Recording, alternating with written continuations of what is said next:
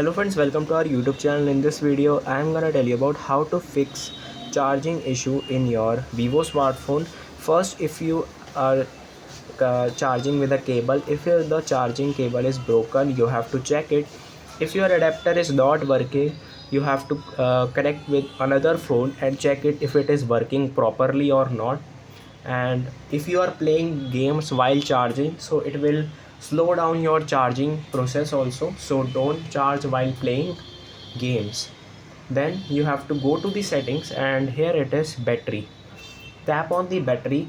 If you are charging with battery saver, so turn off battery saver and then charge it. Battery health and charging, you can see maximum capacity is 100.